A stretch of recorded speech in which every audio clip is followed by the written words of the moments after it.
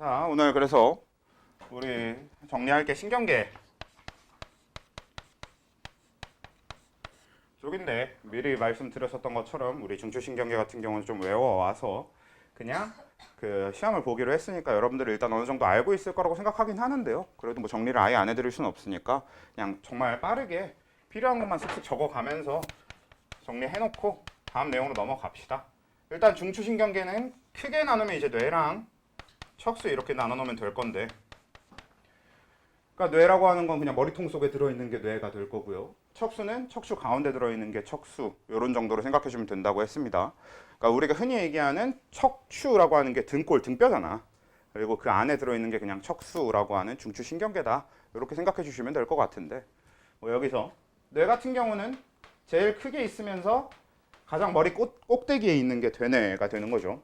그래서 대뇌 같은 경우에는 하는 일이라고 하는 건, 뭐 대뇌가 하는 일을 글로 적으려고 하면 막 여기저기 표현도 많이 쓰이고 표현 자체도 되게 여러 가지가 있고 그 너무 장황해지는데, 그래도 최대한 중복적으로 어디든 다 나오는 것만 적어보면요, 뭐 운동령이라던가 뭐 연합령 그리고 감각령 이렇게 해서 운동이나 감각 혹은 연합, 생각에 대한 그냥 전체적인 명령을 만드는 곳이다, 이런 얘기가 나올 거고, 그 다음에 고등정신작용의 중추다라고 하는데, 고등정신작용은 그냥 간단하게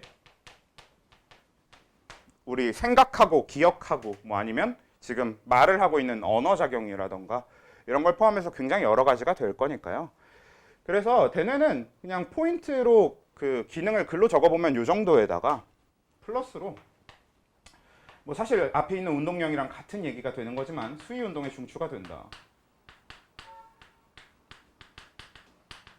그러니까 운동령이랑 수위운동 중추라는 건 같은 말인데, 결국엔 우리 몸에 있는 모든 골격근은 전부 대뇌의 지배를 받고 있다 정도로 이제 앞의 내용하고 조금 연결해서 기억해주면 좋을 포인트가 될 거고요. 그래서 대뇌는 기능은 이 정도가 전부인데다가 이제 구조적으로 우리가 알아야 될 게, 대뇌는 좌우 두 개의 방구로 나눠진다.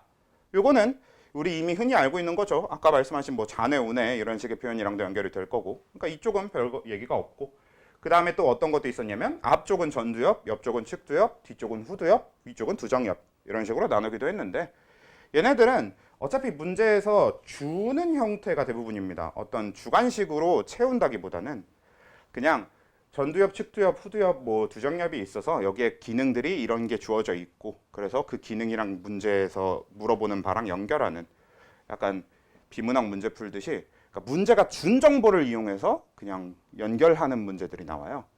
그거는 아마 여러분들 완자나 수능 특강 같은 기본적인 문제집들만 조금 풀어봐도 두정엽 이쪽엔 그냥 금방 감이 올 거니까 딱히 외우지 않고 일단 넘어가고요.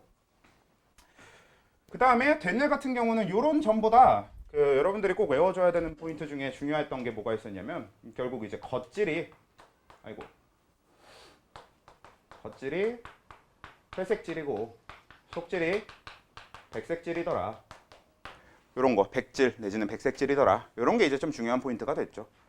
예, 회색질 내지는 회백질이 되는 겉질은 왜 회색질이었냐면 세포가 바글바글 모여 있는, 그러니까 뉴런에 신경세포체가 모여 있어서 그렇다, 뭐 이런 얘기였고, 그 다음에 속질이 백색질인 이유는 세포, 그러니까 신경세포체 같이 등치가 큰 애들보다는 축삭돌기처럼 좀 얇은 애들이 주로 있는 곳이 이제 속질, 뇌 안쪽이라서, 대뇌 안쪽이라서 백색질이 되더라, 이 정도 내용이고, 손해 같은 경우에는 우리 손해는 뭐 기억할 만한 게 손해는 일단 머리의 뒤통수 쪽에 달려있다고 생각하시면 됩니다. 대뇌 조금 아래쪽이고 우리 머리통을 기준으로 했을 때 약간 뒤통수라고 정말 딱 생각해 주시면 편할 거고요. 그래서 거기에 이제 손해가 있는데, 손해가 하는 일은 운동령을 돕는다. 운동령을 돕는다가 무슨 뜻이냐, 사실 안 궁금하잖아. 그냥 운동령을 돕는다고 하면 돕는다고 아시면 됩니다. 근데 뭐 그래도 구체적으로 얘기를 해보자고 하면, 운동에 대한 기본적인 명령은 대뇌가 만드는 건 맞지만 직접적인 그 운동 조절은 손해가 한다, 이렇게 얘기를 했었습니다. 그러니까 무슨 얘기냐, 팔을 들어 올린다, 이건 대뇌가 만드는 거고, 그래서 팔을 들어 올리려면 어떤 근육이 어떻게 움직여야 되는지를 손해가 한다고 생각하시면 뭐 얼추 비슷하게 맞아 떨어질 거예요. 실제로 진짜 그렇게 돌아가는 건 아니지만 그런 느낌으로 그냥 받아들여 주면 충분할 겁니다. 근데 손해 같은 경우는 그거보다 중요한 게 균형 중추.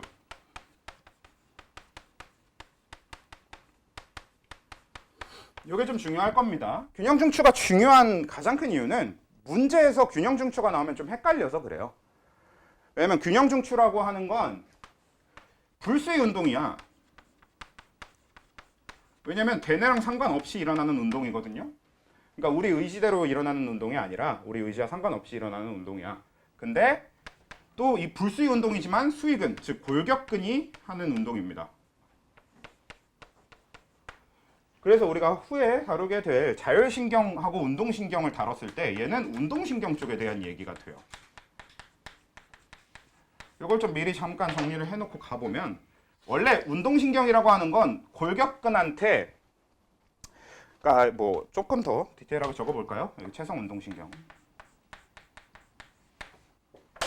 원래 채성운동신경이라고 하는 건 골격근에 연결되어 있어서 원래 대뇌가 만들어낸 우리 의지와 관련된 운동 명령을 전달하는 역할을 하는데, 근데 그러던 애들이 그냥 일시적으로 불수의 운동, 그러니까 대뇌랑 상관없이 요 아래서 그냥 따로 지들끼리 일을 하는 게 손의 균형 중추다라는 겁니다. 그러니까 원래는 의지대로 되는 것들이 의지와 상관없이 움직일 때 뭐 그런 게 이제 이런 균형 중추 같은 게 있다가 되는 거라서, 사실 얘는 뭐 이론적으로 엄청 깊게 알아야 된다기보다는 반대로 그래도 대충은 알고 있어야 적어도 낚일 일은 없으니까 알아두는 게 좋겠다, 이런 겁니다. 그냥 약간 낚시용 미끼지, 낚시용 미끼.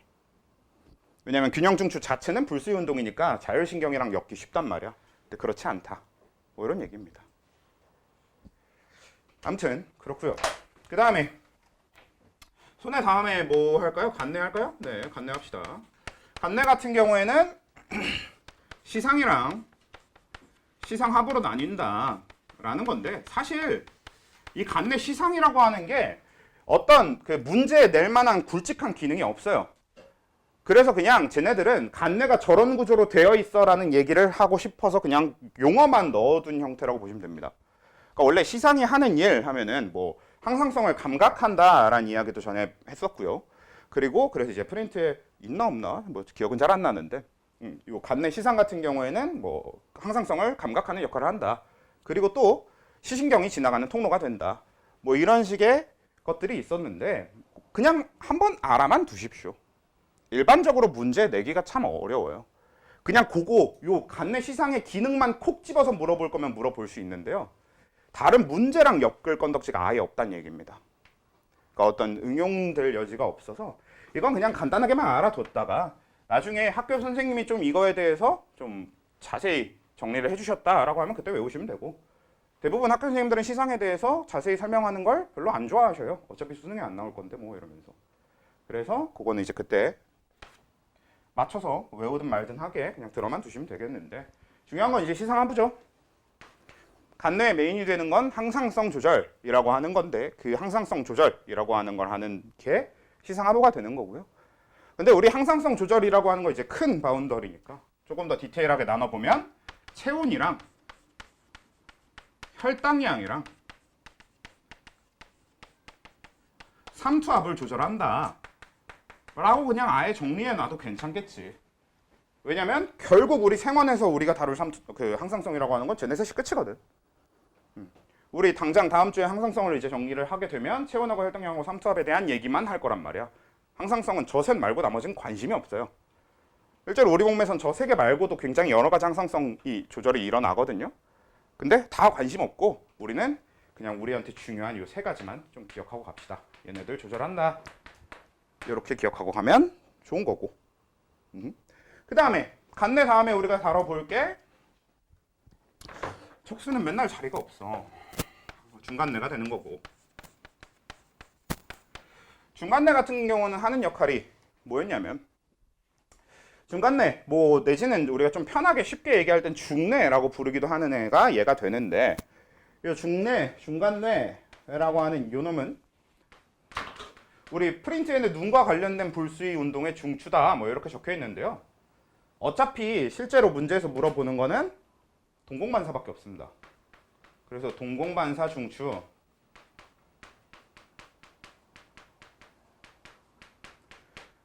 그러니까 본인들이 생물학적으로 좀 진짜 이 중간내의 역할이 뭔지 조금 알고 싶어. 그리고 좀 관심이 있어. 그러면은 웬만하면 동공반사중추라고 하는 그냥 문제에 나올 포인트만 딱 알아두는 것보다는 그냥 눈과 관련된 불수의 운동은 다 그렇구나. 그럼 눈과 관련된 불수의 운동이 뭐가 있지? 이렇게 생각을 좀 해보시면 좋을 것 같은데.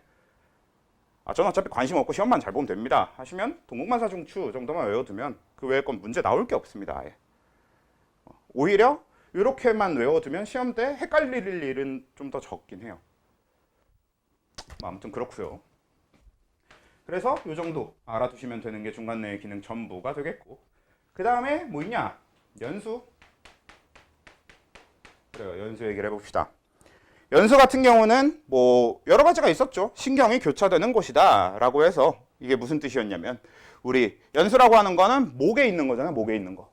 그래서 이제 목 아래, 그러니까 우리 몸통에 있는 신경들과 이 머리에 있는 신경들을 연결하는 연결 통로가 됐는데, 근데 그 신경들이 연수에서 교차가 되더라. 그러니까 우리가 흔히 얘기하는 오른손잡이는 좌뇌가 발달하고 왼손잡이는 우뇌가 발달하고가 연수의 구조 때문에 생기는 어떤 이야기가 된다라는 얘기입니다.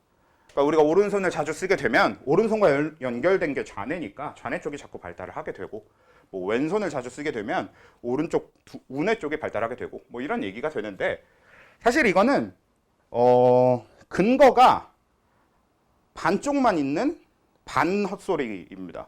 사실 근거가 아예 없다고 보긴 좀 어렵지만, 실제로 그래서 오른손잡이가 좌뇌가 진짜 활성화가 쉽게 되냐, 이건 또 다른 얘기거든. 그냥 오히려 뇌 발달 쪽이 더 우선이라고 봐야 되는 거라서, 아무튼 뭐 반 헛소리긴 한데요. 그래도 우리가 연수에 어떤 신경이 교차된다라고 하는 포인트를 외울 때는 나름 도움이 되는 거니까 잠깐 언급을 드려 본 거고, 뭐 연수는 일단 그렇게 되고, 뭐 구조적으로는 신경이 교차되는 곳이다, 뭐 이 정도 말고는 딱히 할 얘기가 없고요. 근데 이제 연수가 하는 일 같은 경우에는 우리 소화, 순환, 호흡의 중추다. 저는 개인적으로 어떤 얘기를 할 때, 그러니까 이런 걸 외울 때 최대한 포괄적으로 외우는 걸 좋아해요. 그래야 포괄적으로 외우면 외울 건 줄어든 상태에서 그 밑에 자세한 건 이제 여러분들이 생각으로 채워나가면 되니까. 근데 이제 그래도 한번 여기서 좀 정리를 해놓고 가보면, 뭐 연수가 순환중추라고 하는 건 결국 무슨 얘기가 되냐, 뭐 심장박동중추 뭐 이런 식으로 연결이 되는 거겠죠. 우리가 순환이라고 하면 심장박동과 연결된 거니까요.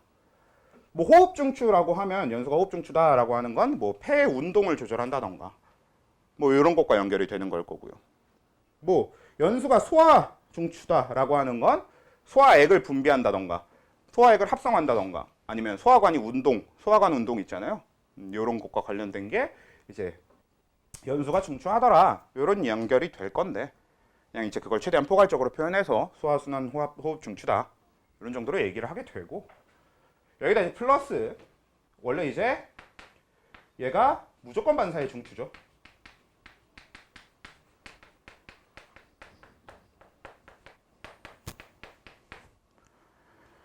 이제 이 무조건 반사라고 하는 게 우리 그 운동의 종류를 좀 따져보면요,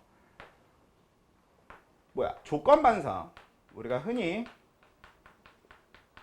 반응이라고 하는 영역에 있는, 혹은 운동이라고 하는 영역에 있는 게 있고요. 무조건 반사가 있고, 그리고 조절. 근데 이거는 실제로 이 조절이라는 용어를 따로 쓰지는 않습니다만, 제가 개인적으로 좀 나눠 놓은 건데, 요 세 개의 가장 큰 차이를 잠깐 정리를 해보면요, 조건 반사랑 밑에 무조건 반사, 조절, 얘네들을 나눴을 때 조건 반사는 대뇌랑 관련되어 있으면 조건 반사고, 무조건 반사는 대뇌랑 관련이 없으면 무조건 반사, 조절 이런 쪽이랑 연결을 해주게 되는데, 이제 여러분들이 좀 구분을 해줘야 될 게 뭐냐면, 우리 조건 반사 대뇌랑 관련되어 있어, 혹은 앞에 쓰던 표현으로 써보면 수위 운동, 이게 다 같은 맥락이란 말이에요. 대뇌랑 관련된 운동이 수위 운동이고, 수위 운동은 다 조건 반사에 들어갑니다.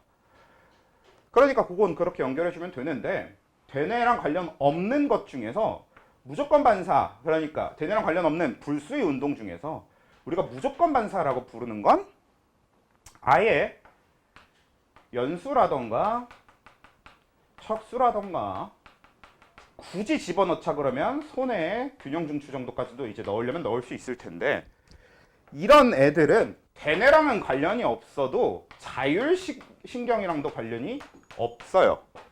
무슨 뜻이냐? 대뇌랑은 관련이 없어도 체성 운동이랑은 여전히 관련되어 있다는 얘기입니다.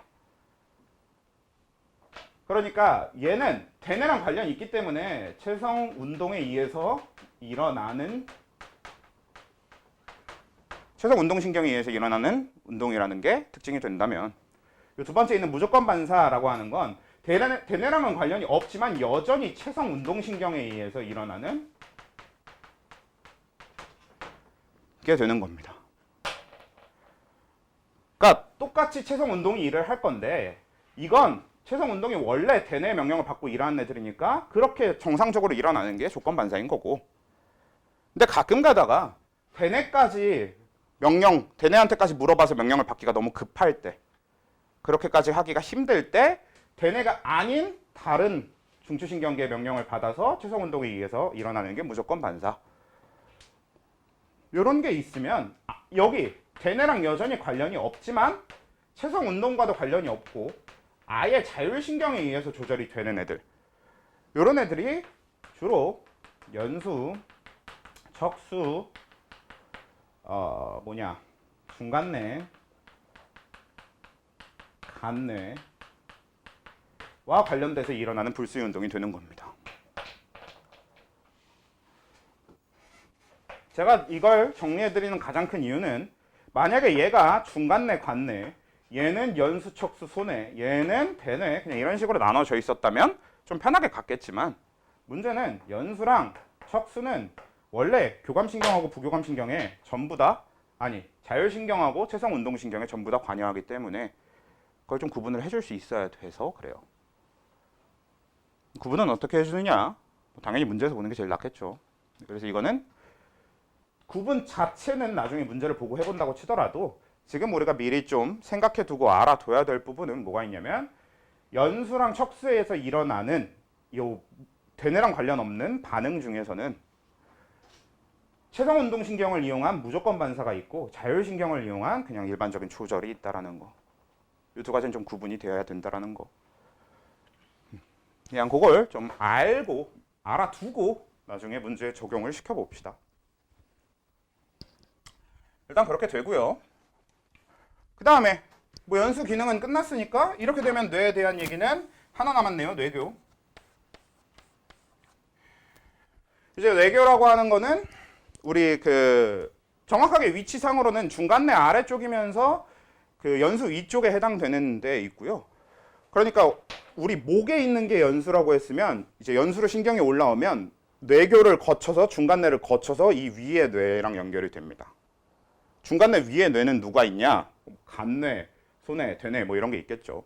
정확하게 따지면 원래 대뇌랑 소뇌 얘기만 해야 되긴 하는데, 아무튼 이런 뇌들이랑 연결해주는 뇌교, 얘는 이제 다리의 역할을 한다라고 했다는 건데, 원래 뇌교가 기능을 딱히 여러분들이 알아둘 필요가 없었는데, 그래도 요즘에 학교에서 가르치거나 물어볼진 잘 모르겠으나 일단 책들이 말하고 있는 뇌교의 기능 한 가지가, 얘가 호흡과 관련된 조절을 합니다. 그래서 요거는 그냥 한 번쯤 일단 알아두고 지나가는 게 좋을 수 있어요. 우리가 뇌교는 그냥 신경들을 이어주는 역할을 한다. 근데 이게 전부가 아니라 호흡을 조절하는 역할을 하더라. 요것도 같이 알아두시는 게 좋겠다.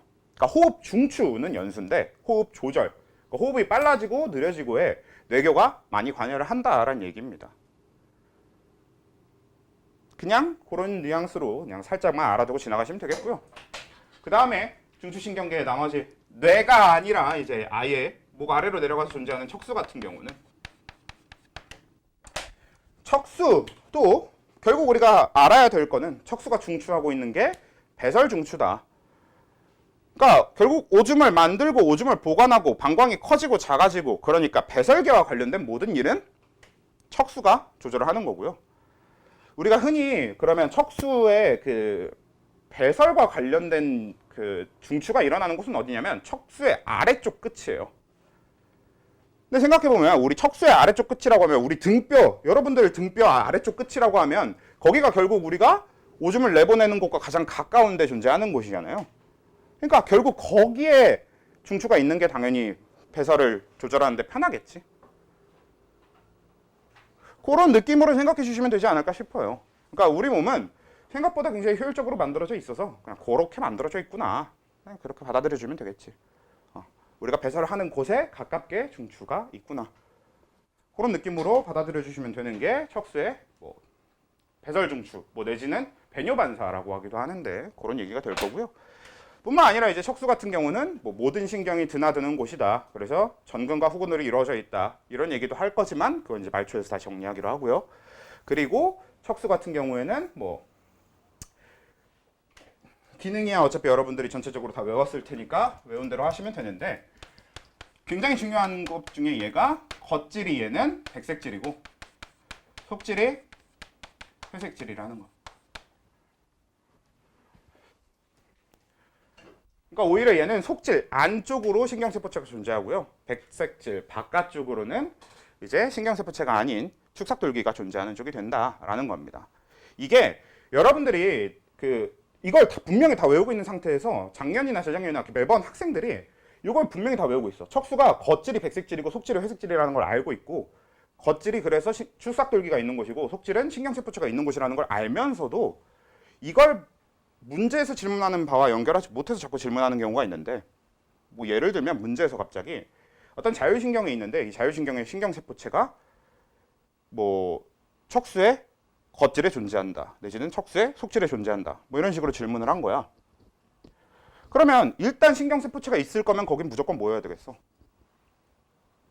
백질은 아니어야겠죠. 회색질이어야 될 거 아니야. 그렇지?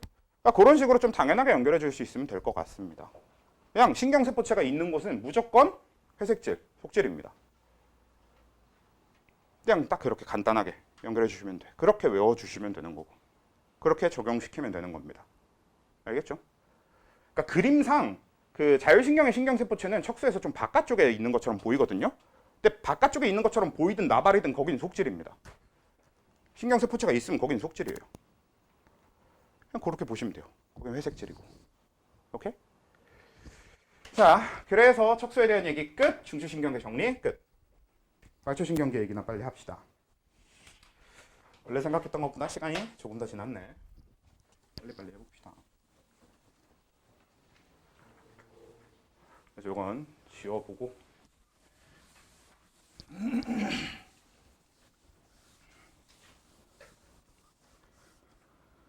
자, 말초.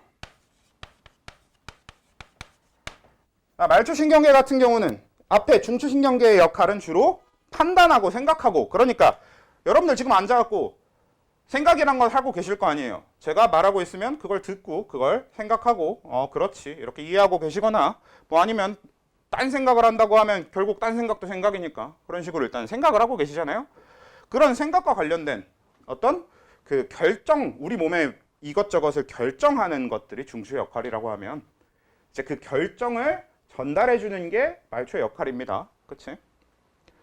그래서 말초라고 하는 건 말초신경계라고 하는 애들은 전부 다 전달에 초점을 맞추고 있는데요. 우리가 뭐 전에는 뭐 운동뉴런, 감각뉴런 이렇게 그 주로 운동뉴런이나 감각뉴런으로 되어 있다 뭐 어쩌고 저쩌고 이런 얘기를 했으나 그냥 제일 간단하게 정리를 해서 말초신경계 자체가 그냥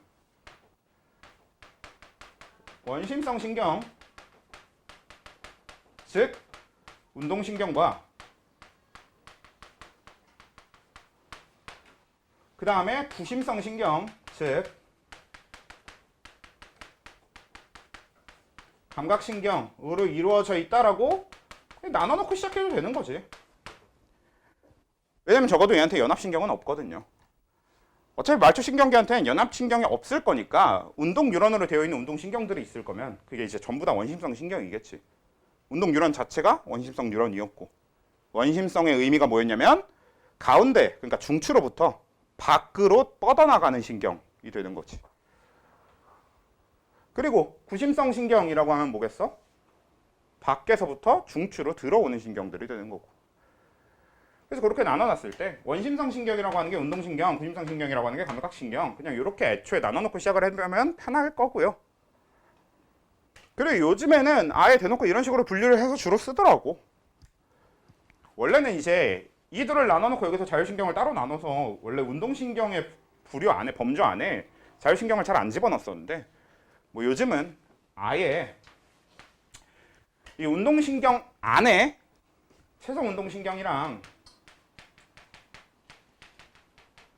순서를 좀 바꿔볼게요. 잠시만. 어차피 자율이 설명할 게 더 많으니까. 여기에 이제 자율신경이랑 채성운동신경이 들어간다. 그리고 구심성신경, 감각신경은 그냥 감각신경이니까 그냥 감각신경이고. 그러니까 이런 식의 분류가 요즘은 조금 더 주로 하는 분류인 것 같습니다. 그러니까 문제집들이나 아니면 학교 선생님들이 내용 정리하면서 주로 선호하는 내용 정리 방식이 이쪽인 것 같으니까 우리도 이렇게 정리하면 될 것 같아요. 사실 아직도 그 채성신경에 운동신경이랑 감각신경이 들어간다라고 가르치는 경우도 꽤 있고 하지만 뭐 일단 뭐 수특도 이렇게 되어 있고 우리가 기본적으로는 여기에 초점을 맞춰서 그냥 이런 식으로 분류를 해두시면 좀 편할 것 같아요. 그래서 일단 원심성 신경, 운동신경 중에서 그러니까 자율신경이라는 것 자체가 어차피 운동, 뉴런으로 이루어져 있을 거니까 운동신경 같이 집어넣어주고 그리고 자율신경은 뭐 하는 신경이냐면 대뇌, 소뇌를 제외한 나머지 뇌들이 기관들한테 명령을 내릴 때 쓰는 겁니다. 예를 들어서 체온을 올려라, 체온을 내려라 이런 명령. 체온을 올려라, 내려라 대뇌가 하는 명령 아니잖아요. 여러분들이 여러분 마음대로 할 수 있는 명령이 아니란 말이야. 뭐 아니면 심장박동이 빨리 뛰어라, 심장박동이 느려져라 이런 거. 방광이 커져라, 방광이 작아져라 이런 것들. 이런 것들은 이제 자율신경이 전달하는 명령인 거고 대뇌가 관여할 수 없는 것들이니까. 반대로 대뇌가 관여하는 것들인 팔을 올려라, 팔을 내려라, 다리를 앞으로 옮겨라 이런 것들은 전부 대뇌가 관여하고 있고 걔네들은 밑에 채성운동신경과 관련이 되어 있는 게 되겠죠. 그게 우리 앞에 얘기했던 골격근, 수의근이라는 거랑 연결이 되는 거고요, 결국. 그지? 그래서 이제 채성운동신경이라고 하는 건 우리가 흔히 얘기하는 이제 운동신경이 된다. 그러니까 운동 뉴런으로 되어 있어서 대뇌의 명령을 누구한테?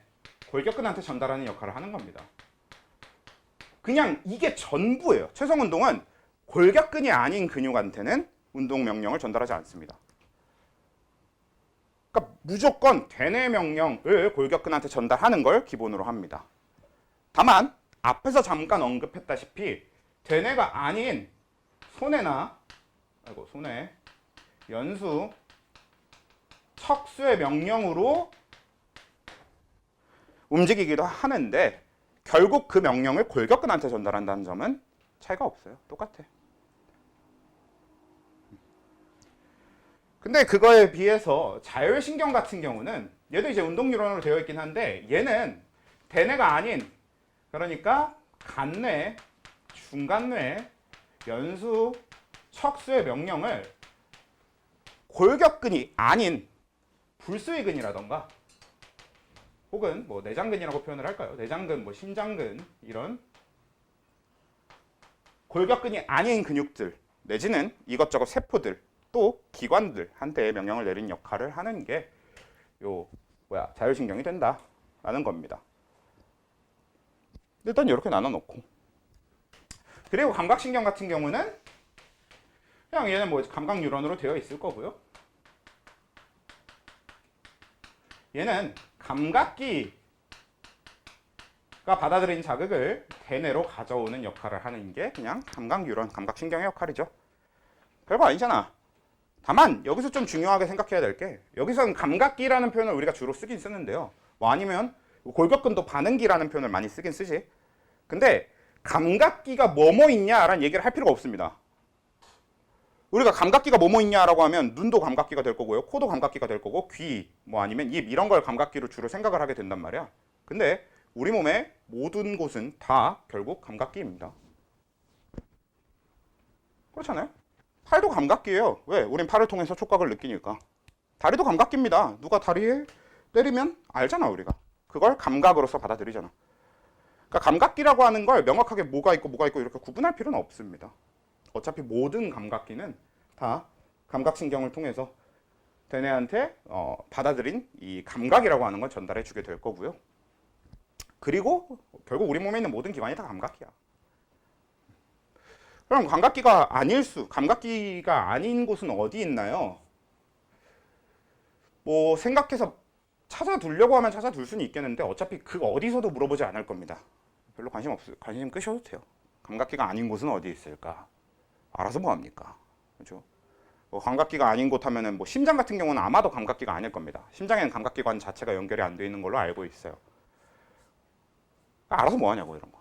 안 물어볼 거니까 별로 신경 안 쓰셔도 됩니다. 어차피 얘들은 연결된 감각기가 있냐 없냐 이런 걸 물어보는 게 아니라 결국은 그냥 감각신경이라고 하는 이미 존재하는 감각신경에 대한 이것저것 다른 정보들을 질문할 겁니다. 문제는.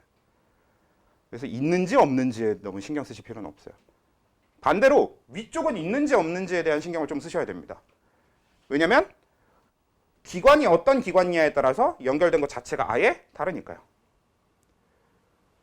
전부 다 똑같이 운동신경이 연결되어 있다고 해도 어떤 운동신경은 체성운동신경인데 어떤 운동신경은 자율신경계에 해당되는 거니까.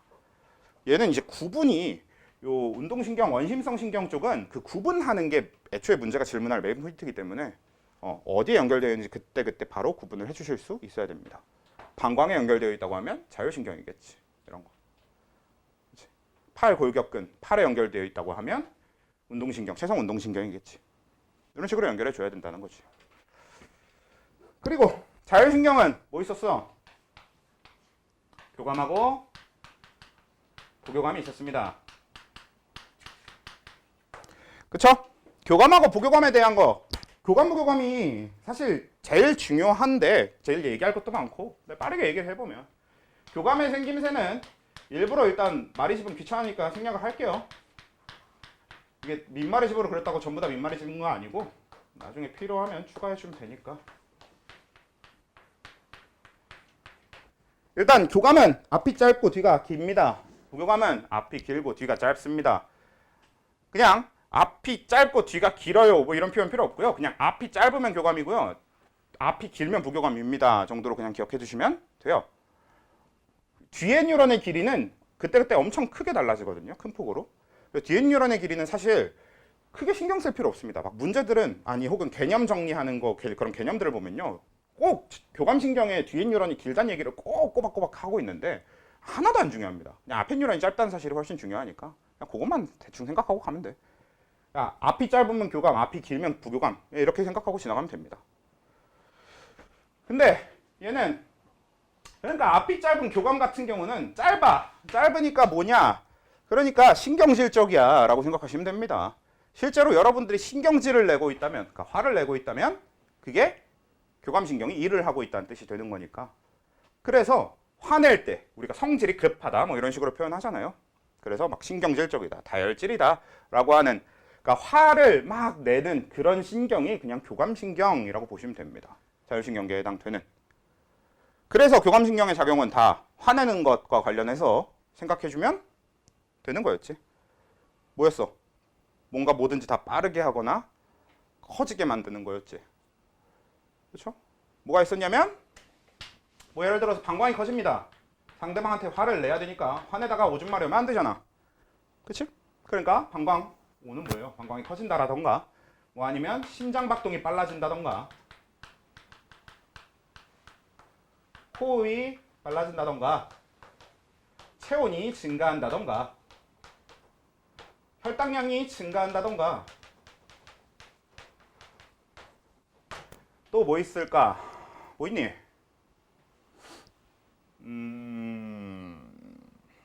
뭐 이 정도 합시다. 이런 것들이 있지.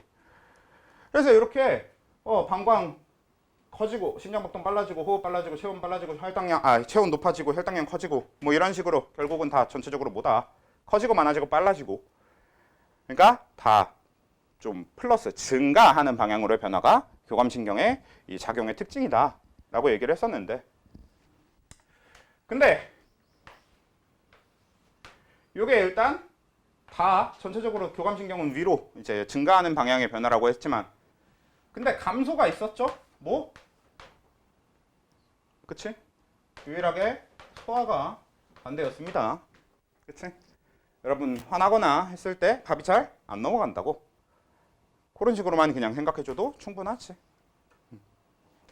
그래서 소화가 잘 안 된다. 이거는 아까 얘기한 거랑 똑같아. 포괄적으로 저는 소화가 잘 안 된다라고 말씀드렸으나 결국 이거를 이제 나눠서 소화관 운동도 잘 안 일어난다는 뜻이 될 거고 소화액 분비도 잘 안 된다는 뜻이 될 거고 소화액을 합성하는 과정조차도 잘 안 된다고 생각하시면 될 거고 이렇게 좀 나눠서 생각을 해주실 수 있어야 돼요. 오케이? 그래서 이제 그런 게 교감신경에 작용이 되고 부교감신경의 작용은 그냥 교감의 반대로 생각하시면 됩니다. 소화는 잘 될 거고요. 그것 빼고 나머지는 다 감소할 겁니다. 방광은 작아질 거고 체온도 낮아질 거고 혈당량 낮아질 거고 호흡 천천히가 되겠죠. 천천히 하게 되겠지. 심장박동도 느려지겠고. 오케이? 그러니까 결국은 그냥 교감하고 그 부교감의 작용 자체는 방향성으로 그냥 기억하고 있는 게 저는 개인적으로 훨씬 편하다고 생각합니다. 근데 거기서 이제 어떻게 작용하는가는 그렇다 치고요. 근데 왜 그렇게 작용하게 되는가, 왜 저런 식으로 작용하게 되는가는 기능 요 그림을 보면 알 수 있는데 이게 뭐더라? 그냥 축상 말단이겠죠. 우리가 이 교감신경이나 부교감신경, 이 자율신경은 특징상 뉴런 두 개가 하나의 신경을 이루고 있어.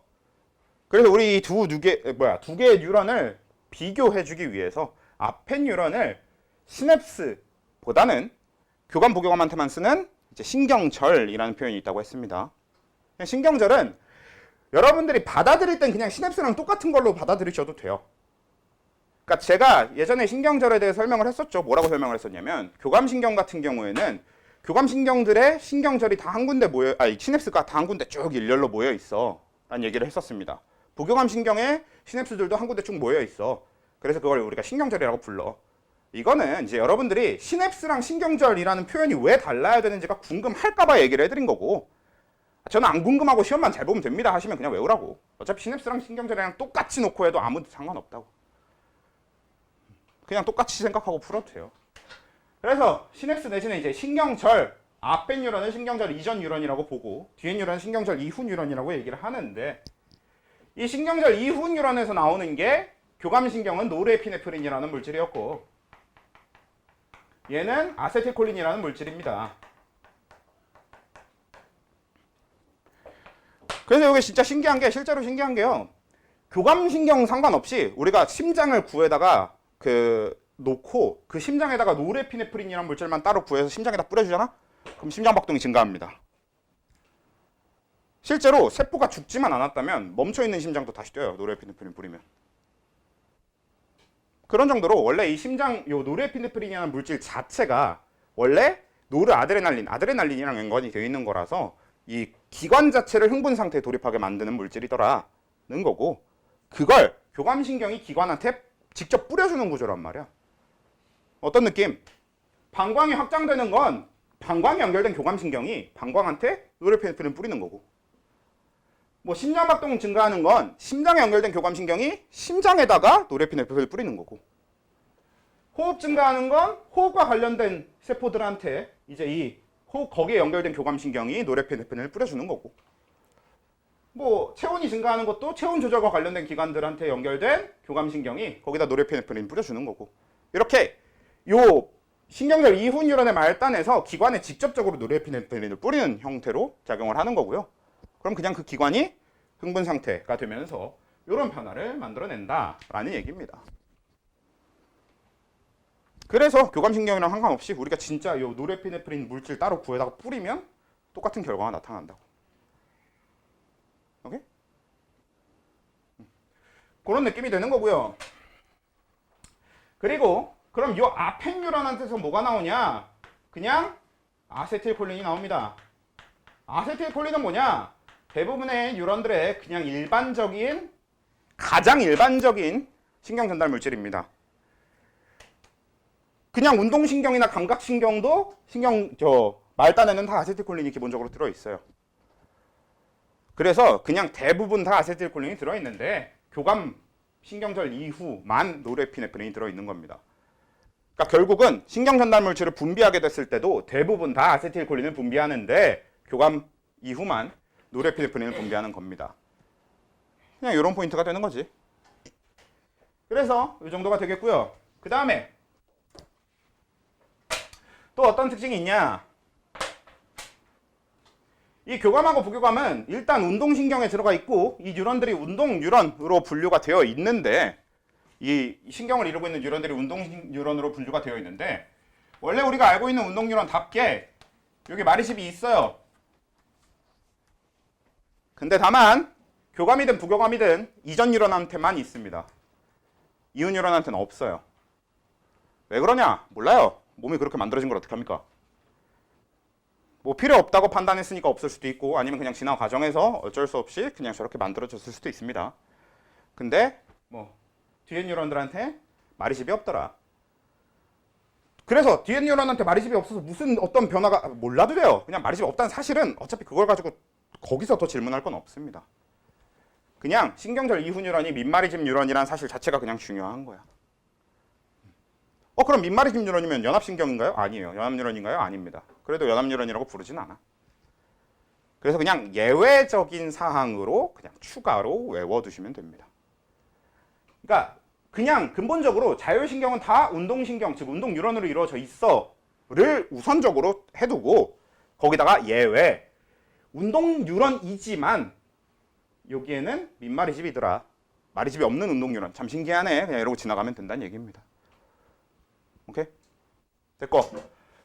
자, 그 다음에 체성운동하고 감각 같은 경우는 어떤 특이한 특징이 추가적으로 존재하지는 않아. 그러니까 따로 얘기할 건 없죠. 뭐 감각신경 같은 경우는 원래 생긴 게 특이한데 그건 이제 원래 여러분들 뉴런 파트 할 때부터 알고 있었을 테니까요. 그치? 가지돌기랑 축삭돌기가 중간에 신경세포체 없이 직접 연결되어 있는 거. 그래서 축삭이랑 가지돌기랑 구분을 좀 해주실 수 있어야 되는데 뭐 어쨌든 이게 일단 기본적으로 우리가 말초신경계를 가장 근본적으로 구분하는 방법이 되고요. 어떤 신경으로 되어 있느냐, 무슨 일을 하느냐 이런 걸로 구분을 하는 건데 이거 말고 우리가 구분 기준을 좀 더 알아둬야 될 게 있었습니다. 그게 뭐였냐면 감각신경이 있었죠. 아니 뭐예요? 뇌신경과 척수신경이 있었는데 우리가 지난번에 방학 때 정리할 때는 뇌신경하고 척수신경을 구분하는 거에 핵심을 둬서 했었어요. 그리고 그게 맞아요.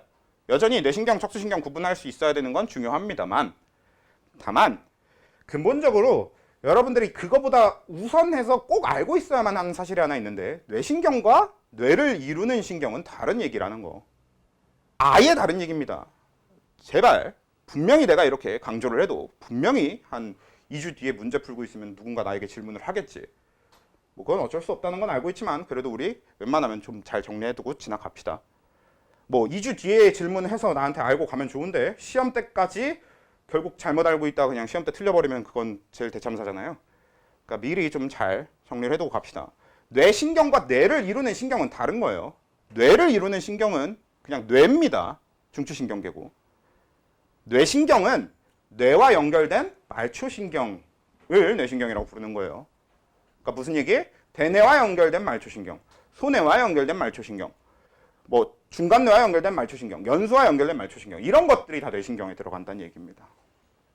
일단 적어도 말초신경이어야 뇌신경이란 명칭을 붙일 수 있어요. 그건 척수신경도 마찬가지. 척수를 이루고 있는 신경은 척수신경이 아니에요. 척수와 연결된 말초신경이 척수신경인 거지. 그래서 말초신경이라는 것 자체와 중추신경이라는 것 자체가 어떻게 구분되는가를 그래서 머릿속에 잘 정리를 해두셔야 돼요. 기능적으로는 판단과 전달 이렇게 나뉠 거고요. 그리고 뭐 생긴 거나 어떻게 구조적으로는 그냥 우리가 알고 있는 뇌와 척수 그 안에 들어있는 게 중추신경계고 그 뇌와 척수와 그 뇌척수가 아닌 다른 기관을 연결하고 있으면 그게 말초신경계일 거고. 알겠습니까? 그러니까 신경계 안에서만 들어있으면 그게 중추신경계고 신경계와 신경계가 아닌 다른 기관을 연결하면 말초신경계라는 얘기입니다. 오케이? 그러면 이제 뇌신경하고 척수신경 구분 기준은 어떻게 됐었냐? 뇌신경은 말 그대로 이제 뇌랑 직접 연결, 척수신경은 척수랑 직접 연결이었는데 어떻게 됐었냐면요. 일단 교감 부교감은 그 자체적으로 어떤 특징을 갖고 있었냐? 교감은 전부 척수신경이더라 라는 특징을 갖고 있었습니다. 왜? 몰라. 그렇게 만들어졌어.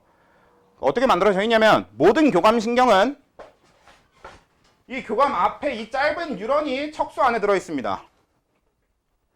그래서 척수에서 출발한다라고 생각해 주시면 돼요. 사실 척수에서 출발한다 이게 굉장히 많은 의미를 내포하고 있는 문장이거든.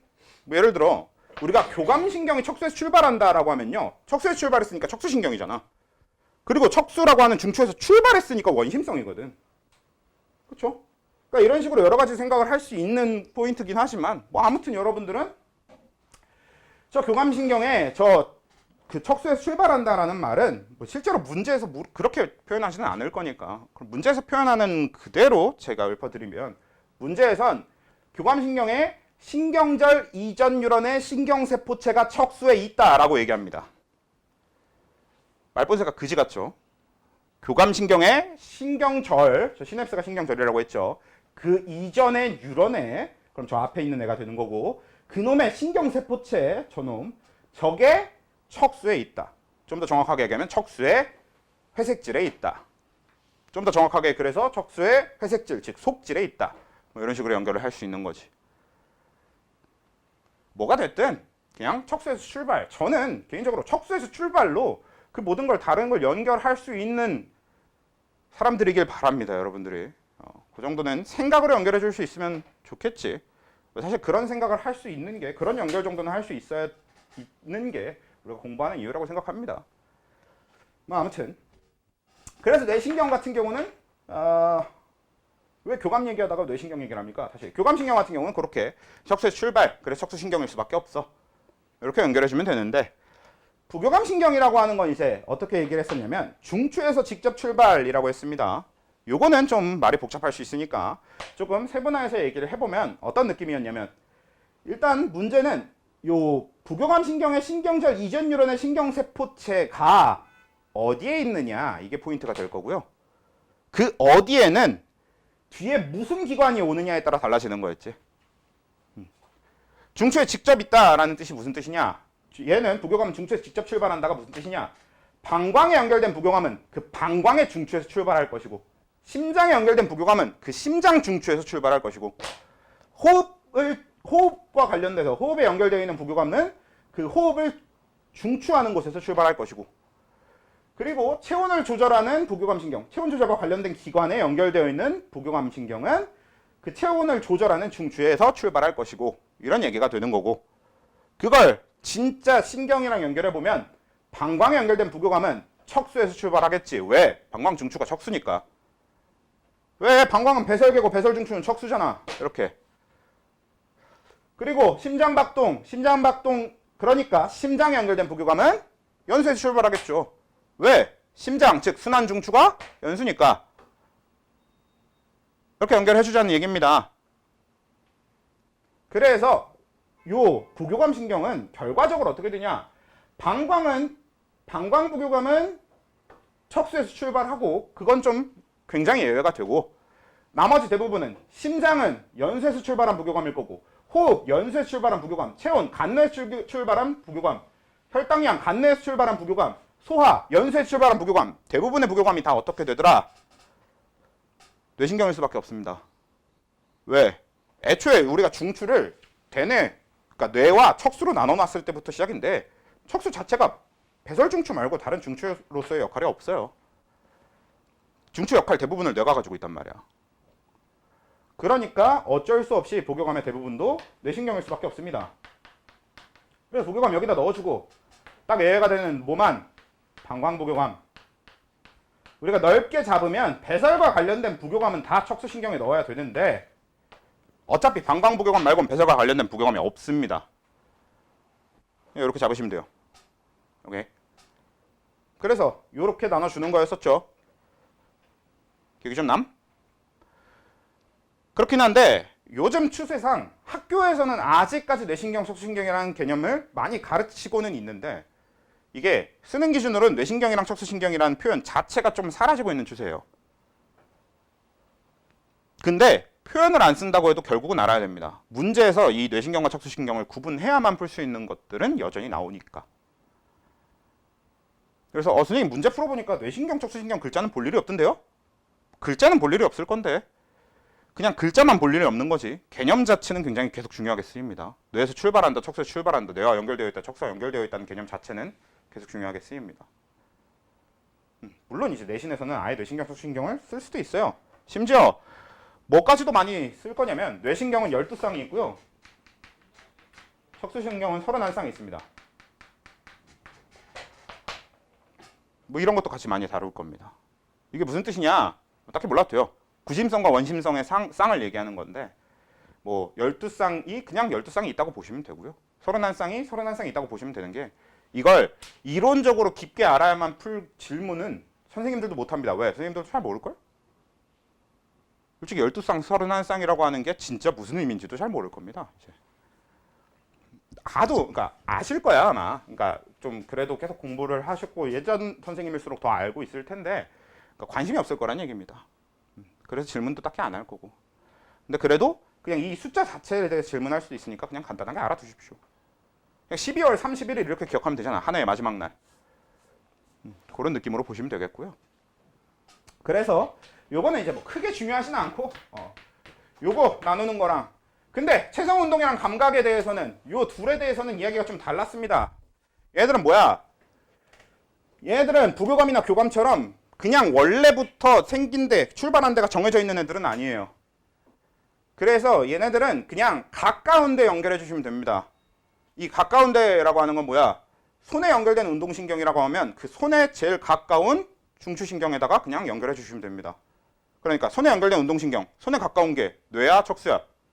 손을 이렇게 올린 다음에 뇌라고 하지 말고 기본적으로 척수가 가까운 거 맞잖아. 몸 안으로 움직여야 되니까. 그러니까 뭐야? 우리가 보통 목 아래에 있는 기관들은 전부 다 목 아래라고 얘기하면 다들 모르겠나? 몸통? 좀 이런 느낌으로 보시면 되겠죠. 몸통에 있는 그러니까 이 목 아래에 있는 얘네들의 관련된 운동이나 감각신경은 왜 여기다 적었니?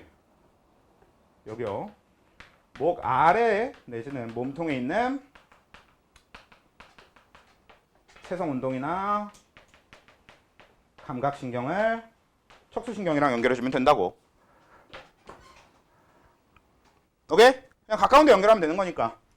그 다음에 뇌신경 이쪽은 목 위 내지는 우리가 이제 머리통이라고 생각하면 되는 이쪽에 있는 게 운동 감각들이 좀 더 체성운동 뇌신경에 들어가는 거였다고.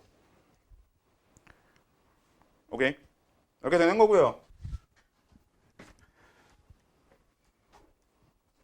그리고 이제 마지막으로 뭐였어?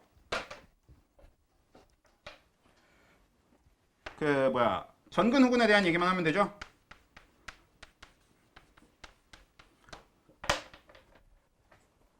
자, 전근 후근이라고 하는 건 뭐냐? 척수의 일부분입니다. 그냥 척수의 일부분이에요. 그냥 그 자체로 받아들여 주시면 돼요. 그리고 이 전근 후근 중요한 게 척수의 일부분인데 얘네들은 나가는 그리고 들어오는 통로가 된단 말이야. 그래서 우리가 자칫 바깥쪽으로 오해하기 쉬운데요.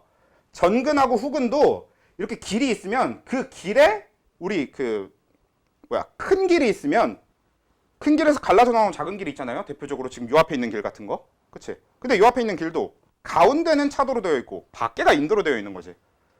이런 느낌으로 척수에서 나오는 길 혹은 들어오는 길 이렇게 길을 나눠놨을 때 그 길의 안쪽은 여전히 속질입니다. 그 길의 바깥쪽은 여전히 그냥 겉질인 거고. 겉질과 속질은 이런 개념이에요. 그냥 단순히 척수의 중심으로부터 멀어진다고 무조건 겉질 쪽으로 가는 게 아닙니다. 그냥 모든 척수를 이루고 있을 때 가운데 쪽이 약간 우리 차도 있는 것처럼 다 속질이 되어 있는 거고, 그리고 바깥쪽이 우리 길에서 인도가 항상 차도를 둘러싸고 있는 형태잖아요. 일반적으로. 그런 식으로 겉질이 되는 겁니다. 그렇게 개념으로 생각해 주셔야 돼요. 겉질과 속질은. 그랬을 때 전근하고 후근은 그래서 척수의 출구가 전근이고 입구가 후근이다. 그러니까 출구니까 나가는 애들, 원심성 신경이 나가는 곳이 전근이고, 입구니까 구심성 신경, 들어오는 애들이 들어오는 게 후근이다. 구심성이 들어오는 게 후근이다. 그래서 그냥 원심성은 전근, 구심성은 후근 연결해주면 편해. 사실 그게 끝입니다. 그냥 원심성은 전근을 이루고 구심성은 후근을 이뤄요. 다만 어떤 예외가 있었냐? 근본적으로 전근과 후근을 다 이루지 않는 경우도 있어요. 뭐일 때? 뇌신경이면. 뇌신경은 애초에 척수랑 상관이 없기 때문에. 그렇죠? 요게 우리가 말초신경계를 정리하는 포인트가 되겠다. 그리고 말초신경계는 진짜 이걸 제대로 파악하고 이해하면 다 뭐든지 다 풀리는 문제들로만 이루어져 있습니다. 선생님 저 이거 다 알았는데 문제가 안 풀리던데요? 둘 중 하나야. 이해가 잘 안 되고 이해가 아직 완벽하게 안 된 거거나 아니면 그냥 이제 한국인이 아니시거나 글을 못 읽는 거지. 보통 이제 둘 중 하나일 건데 뭐 아무튼 이제 문제랑 연결만 좀 해보면 금방 익숙해지면서 이번 시험 범위에서 제대로 외웠을 때 굉장히 편하게 할 수 있고 대신에 이제 제대로 외우거나 좀 제대로 이해가 되지 않았다고 하면 좀 어려울 수 있는 그러니까 공부를 제대로 했음과 안 했음을 가장 크게 구별하는 파트가 됩니다. 나머지는 공부해도 모르겠는 것들도 있을 거라서 아무튼 이해가 되십니까? 그러면 끝. 일단 중추신경계, 말초신경계 정리는 끝났고요. 원래는 당장 이번 주에 문제를 좀 보면서 문제를 이것저것 볼까를 생각해서 문제를 뽑아놓긴 했었으나 이걸 차라리 다음 주에 쓰든 아니면 따로 그냥 기회를 잡아서 쓰기로 하고요. 우리 어차피 당장 다음 주에 시험 볼 때 말초신경계 이번 주에 여러분들이 이제 외웠으니까 바로 이걸로 그냥 이거 내용만 잘 외워오세요 할 거 아니고 말초신경계 분류부터 바로 시험 같이 볼 거란 말이야. 우리 방학 때 했었던 거. 그러니까 오늘은 몇 가지만 좀 해보면서 좀 익히고 그냥 수업을 마무리하는 걸로 해봅시다.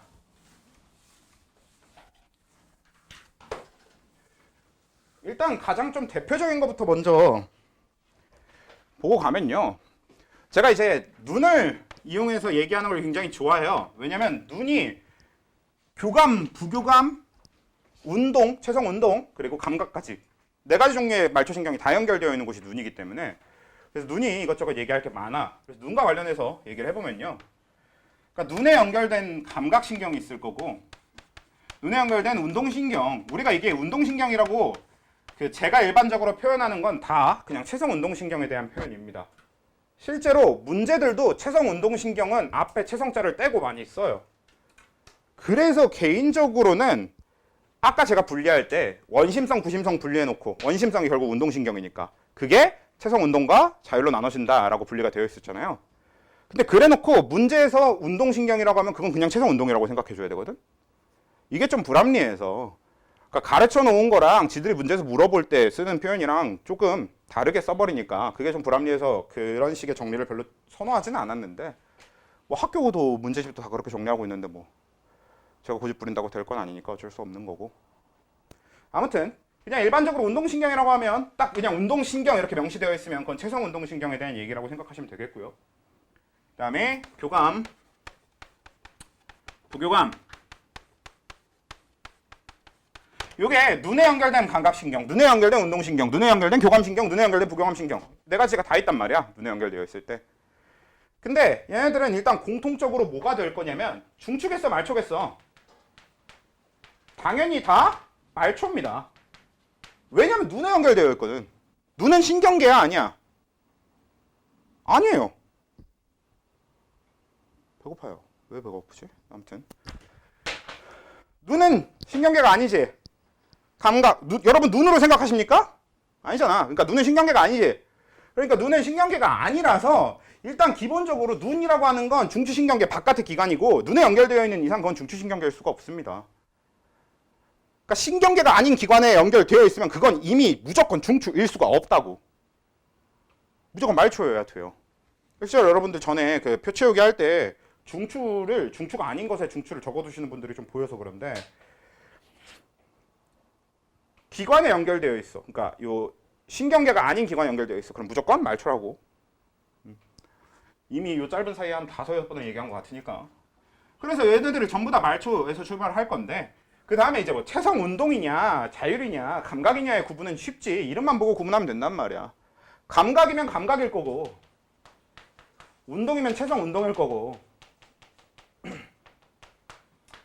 교감이면 자율일 거고 부교감이어도 자율일 거란 말이야.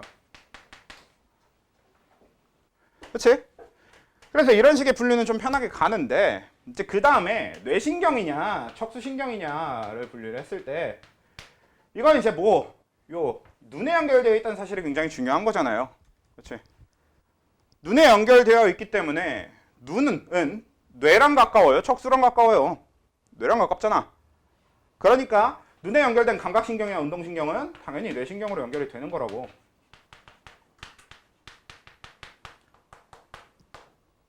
그리고 교감신경 같은 경우에는 선생님 눈은 척수에서 멀잖아요. 알바야? 교감은 무조건 척수예요. 그냥 멀잖아요, 가깝잖아요 얘기는 저 위에서나 하십시오. 관심 없습니다. 자율신경은 이미 먼지 가깝지는 관심이 없어요. 가까운지는.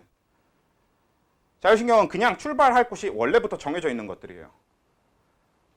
뇌신경이냐 감각이냐 운동일 때, 감각이나 체성 운동의 얘기를 할 때만 가까운 곳, 먼 곳 이게 중요해지는 거고, 자율 얘기를 할 때는 아예 관심이 없다고, 가까운지 먼지.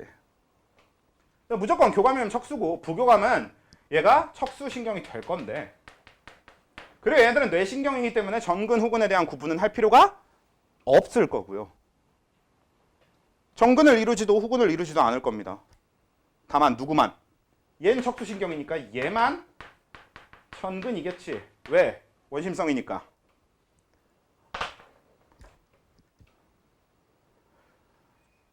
제가 개인적으로 우리 막 전에 여러분 표 채운다고 좀 표 채우는 방법적으로 막 제가 정리해두고 그랬었는데, 저는 그런 식으로 정리해드리는 게 정말 싫어요.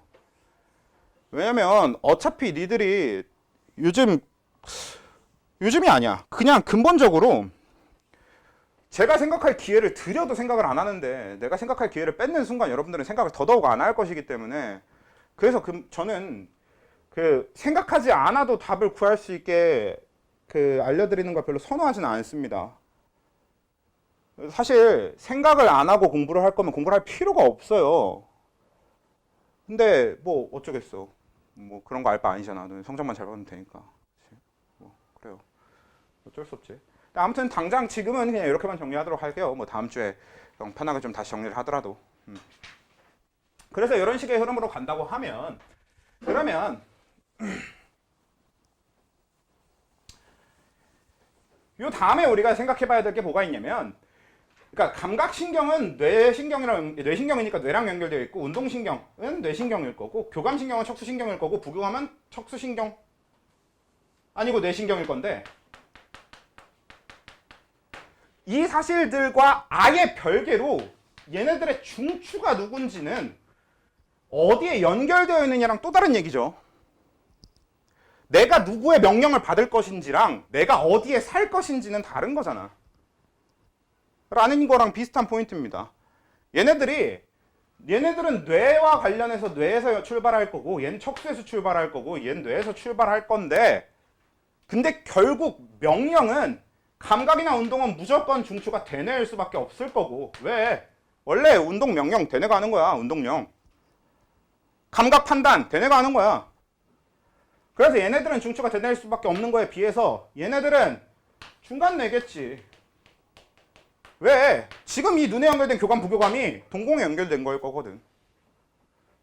저게 동공 조절하라고 있는 걸 거거든요. 이런 얘기가 되는 겁니다. 이게 플러스, 이제 여기다가 우리가 더 추가적으로 생각해 줘야 될 게 뭐 방향에 대한 이야기. 눈에서 대뇌로, 뭐 대뇌에서 눈으로, 이런 거. 그러니까 기본적으로 여러분들은 이렇게만, 이걸 보고 이걸 분리할 때 이렇게 하면 되겠지만, 이 앞에 또 어떤 것도 생각을 해줄 수 있어야 되냐면, 결국은